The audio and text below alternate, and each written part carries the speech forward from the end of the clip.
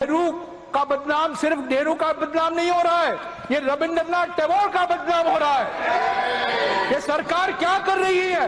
बंकिम चंद्र चट्टोपाध्याय बनाम रविंद्रनाथ टैगोर, ये क्या है? ये क्या मजाक कर रहा है? गुरुदेव रविंद्रनाथ टैगोर का अपमान, गुरुदेव रविंद्रनाथ टैगोर का बदनाम, निकले हैं नेहरू जी का अपमान करने। पर असली बात है, इन्होंने रविंद्रनाथ टैगोर, गुरुदेव रविंद्रनाथ टैगोर, जनगण मन के लेखक, गीतांजलि के लेखक, नोबेल पुरस्कार 1913 में उनका अपमान किया है और कहते हैं नेहरू ने तुष्टीकरण किया। सर, बंकिम बाबू के बारे, बंकिम चंद्र चटर्जी के बारे में आखिरी वक्त उन्होंने बंगला में, बंगा दर्शन में 1880 और 1885 के बीच में कुछ लेख लिखे। वो बंगाली में तक ही सीमित थे। 2002 में इसका अनुवाद किया गया और इसका अनुवाद, सर मेरी बंगाली को माफ कर दीजिए, हम ये बंगला बोलते पारी बुझते पारी ना, बोलते पारी ना बुझते पारी, सॉरी। इस किताब का नाम है इक्वालिटी, सौम्यो, सौम्यो, ये तो हमने तो सौम्यो, सौम्यो, सौम्यो, इक्वालिटी। इसका अनुवाद किसने किया सर? विवेक डिब्रॉय। विवेक डिब्रॉय कौन है? जाने माने अर्थशास्त्री, प्रधानमंत्री इकोनॉमिक एडवाइजरी काउंसिल के चेयरमैन, मेरे अच्छे मित्र थे। दुर्भाग्यपूर्ण उनका देहांत हो गया, पर विवेक डिब्रॉय ने ये किताब लिखी है और इसमें बंकिम चंद्र चट्टोपाध्याय कहते हैं भारत की सबसे बड़ी समस्या जातिवाद समस्या है। हमारा इतिहास जातिवाद का इतिहास है और इतिहास में सिर्फ 3 ऐसे व्यक्ति हैं जिन्होंने इक्वालिटी की बात की है, गौतम बुद्ध, जीसस क्राइस्ट और जॉर्ज जैकस रूसो, जो फ्रेंच रेवोल्यूशन के प्रेरणा स्रोत थे। तो आज जब हम बंकिम चंद्र जी को याद करते हैं, इस बंकिम चंद्र को भी याद कीजिए जो विज्ञान और आध्यात्मिकता के बीच में मिलन की बात करते थे। वही बंकिम चंद्र जी जिन्होंने यह सौम्य लिखा जिसमें कहा गया है कि भारत के समाज पर शाप है, भारत की संस्कृति पर जातिवाद एक भयंकर शाप है, उसको तो आप भूल जाते हैं और वंदे मातरम का मंत्र जपते रहते हैं। सर, आखिर में मैं 2 मिनट में खत्म कर देता हूं सर।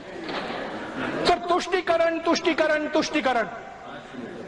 गृह मंत्री और मेरे बाद हमारे लीडर ऑफ द हाउस, फर्क यही है गृह मंत्री और लीडर ऑफ द हाउस में कि गृह मंत्री अपने चेहरे पर नाराजगी दिखाते हैं तुष्टीकरण जब कहते हैं, पर लीडर ऑफ द हाउस हंस के तुष्टीकरण कहेंगे, तो हमें चुभता नहीं है इतना। पर मुझे कोई शक नहीं है कि वो भी तुष्टीकरण की बात करेंगे। सर, तुष्टीकरण का माने क्या है सर?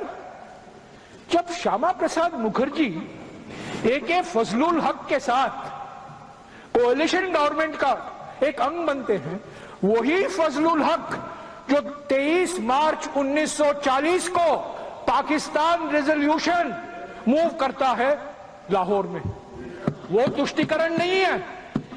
वही श्यामा प्रसाद मुखर्जी जिसके कहने पर हिंदू महासभा सिंध और नॉर्थ वेस्ट फ्रंटियर प्रोविंस में मिली जुली सरकार बनाती है, वो तुष्टीकरण नहीं है।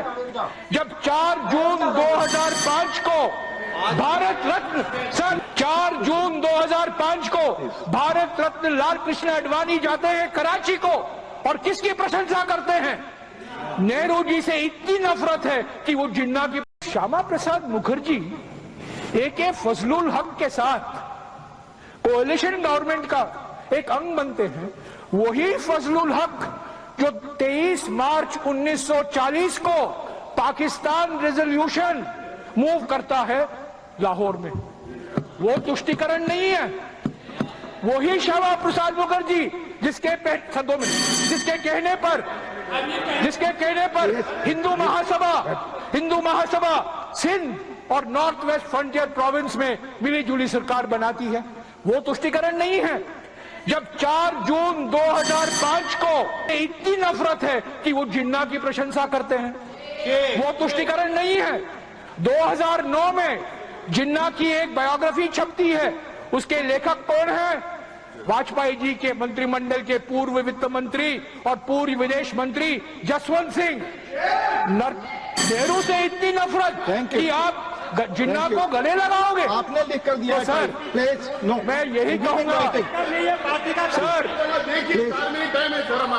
सर मैं देख रहा हूँ, please do not discuss please sir, मैं यही कहूंगा अंत में, बहुत सारी चीजें कही गई हैं, हमें इतिहास पढ़ाया गया है विभाजन के बारे में, इमरजेंसी के बारे में, उसके बारे में मैं कुछ नहीं कहूंगा, अलग से उस पर बातचीत करेंगे।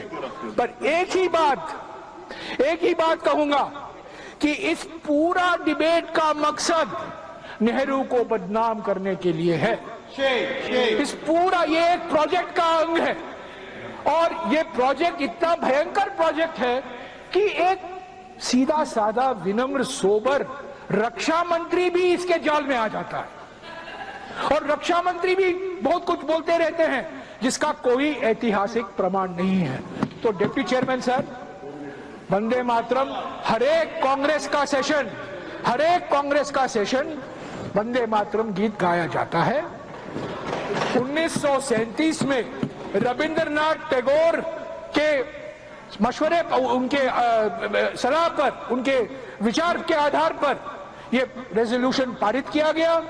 महात्मा गांधी सहमत थे, नेताजी सुभाष चंद्र बोस सहमत थे, सरदार पटेल सहमत थे, जवाहरलाल नेहरू सहमत थे, गोविंद वल्लभ पंत सहमत थे।